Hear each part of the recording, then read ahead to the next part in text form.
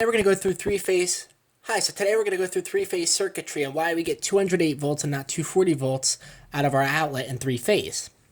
The first thing I'm going to start with is drawing a little diagram. So I'm going to start at 0 degrees. I'm going to draw a peak up, and notice that this is like a sine wave. Okay, it's going to sweep back down and continue on forever. So this is phase 1. Now the important thing to note is that the peak right here is 120 volts positive, and the minimum is negative 120 volts, okay? So when I measure the peak between the voltage, I measure it from the top to 0, right? There to there, there to there, there to there, there to there. There's nothing else to hit it against, okay? So that's single phase 120 volts, okay? Now, I'm going to introduce my second phase, all right? My second phase is shifted off. Basically, the intersection is shifted off differently by 180 degrees. However, I'm going to actually shift it off by, the whole shift, the peak is 90 degrees. I apologize. The shift is 90 degrees, but where they intersect is 120 degrees difference, okay, across. So this is actually going to be, if I label this is 90 degrees or pi over 2. Okay. The next phase that I draw here is going to be shifted slightly different, all right? And instead, I'm going to start at, and it's a sine function. Instead, I'm going to start here, hit 120, sweep up, cross through, come down, hit through again on, So my point is, this one is now at 180 degrees, which is a 90 degree shift. That's what I meant. So this is the 90 degrees shift between this, and this is pi in radians, okay? So, and then this is also hitting 120 there. So this is phase 2.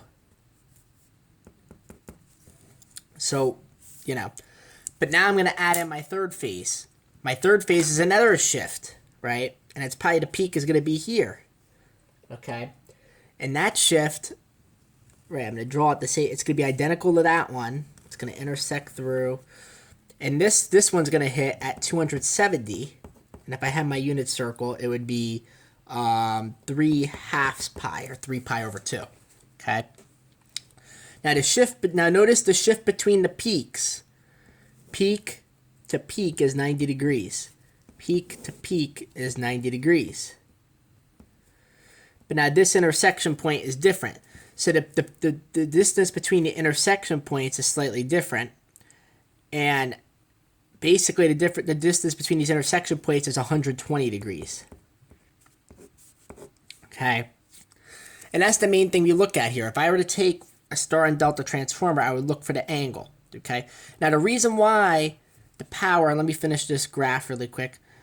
The reason why the power that you get out of your outlet, or with three-phase circuitry, the reason why it is 208 and not 240 is because I measure between the maximum and the minimum point. If I were to take the trick to this is if I take my pencil and I pick any two phases, so I pick these two phases first. I'm at minimums right now between the top and the bottom. It's a very small distance, right? And now as I go across, it increases, right? It increases. And then it hits a peak, like right about here. And then look, it's decreasing again and closing. So my maximum distance between these 2 points is probably going to be somewhere between here and here. And that's general, okay? Because I want to go negative 104 degrees and positive 104 volts. Sorry, volts I meant. So, and that will get me to 208. Don't you see that visual representation? So that's my maximum peak. That's how I get 208. Now there's another proof to this, okay? So everywhere I go between any of these two, really quickly, anywhere I go between any of these two peaks, I'm going to hit the 104 to negative 104, 104 to negative. This one's shifted a little bit. This is actually supposed to go like this. So it would hit here. It's supposed to sweep down more and hit like that. So, but same for this. And say, this whole piece got messed up, but it's always going to go from there to the 104, top to bottom. So really quickly, the quick proof, and I'll ignore all this mess. The quick proof behind this, though, is very interesting. If I take what we have, a star and a delta transformer, okay, we call them a star and a delta. This is a star, or sometimes I call it delta and Y, but this is my star. My neutral point is here. Notice that this is evenly distributed, and it's 120 degrees split up, okay? Now, if I were to make this a delta by connecting the two ends, right, because this is my delta and this is my star and that's my neutral, okay? If I connect my two ends, right, I form a delta. Now, it's just an interesting relationship, right? So now if I take one of these triangles, let's take this one over here, for instance. This is my proof behind this. If I take this one over here, for instance, and no side, this is supposed to be a symmetric, sorry, it's the little, but anyway, these two angles are the same. They're both 30 degrees. This angle right here is 120 degrees, right? You would agree with that, right? Because 60 is missing out of 180 as a triangle, right? Each triangle must add up to 180. I have 120, so I divide, and these two are even. So, it's even at this point. So what's going to happen is I have these three sides. I have A, B, and C. Side B, right, if you picture this in your head really quick, and this is where it becomes really, really interesting discovery here, is that if I measure it, and now I know this is a little different, but if I take this axis, right, if I were to draw an axis with the unit circle, right, and I start at 0 degrees, this angle is 104 degrees. This angle is 104 degrees. Now, don't you notice that where my peak hits, right, don't you notice that where my peaks are, doesn't that correspond to this? Isn't that similar to what I'm doing here with the star delta transformer, except star and delta are at 120 degrees, right? So I'm going to use the 120 degrees triangle. Now what I want to do is, this distance between here and here is the key distance, my multiplying factor. I take 120 volts and I multiply it by something to get 208. And that answer is actually root 3, or 1.73. That's the magic number that pretty much all electrical engineers will know of, or electricians, some of them will know. 1.73 times 120 gets me 208. And that's been a proof behind this, obviously. And that's where the 104 and the 104 comes from. If I were to actually measure this out and use the sine function and figure out what a maximum minimum, if I were to do some calculus and optimization to figure out where my maximum minimum points are, I could actually find that, yes, these are indeed 104 and 104 are the two coordinates, getting me 208. But now the interesting thing is, and that also shows with this diagram as well that I just drew right here.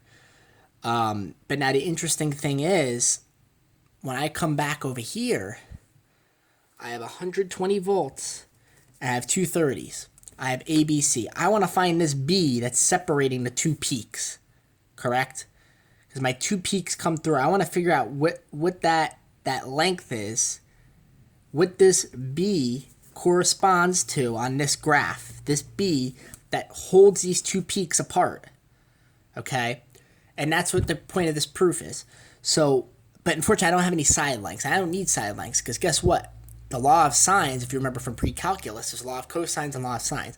If I use law of sines, I don't need any side angles, do I, by definition? So in which case, I could put a ratio. I could say A or C, either one, is equal to something with B. And remember, I do opposite sides and angles, right? So opposite of A is 30 degrees, right? That's the opposite angle.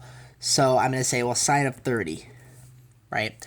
And now B, the opposite angle of B is sine, and it's 120 degrees. That's the law of sines, if you remember.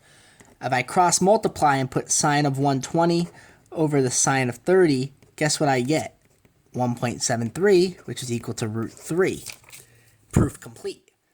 So that's the key factor here. The star and delta transformer only separate by 120, right? Because they're designed that way. That's how a star and delta work. This is the mathematical proof.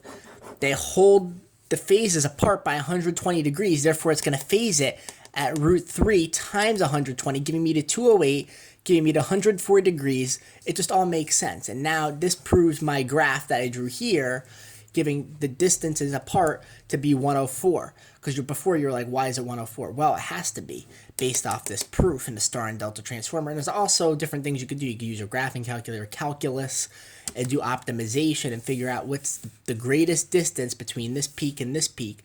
And you'll find that this, somewhere in here, in this area, is going to be, the maximum's 104 and the minimum over here is 104. And it hits, so, and that the reason why it's 208 is because it goes from positive 104 to negative 104. And the magnitude between this line, the length of this line, the magnitude is 208 volts. That's why. Thank you for watching. I hope you understand three-phase power better than you did before. Have a nice day.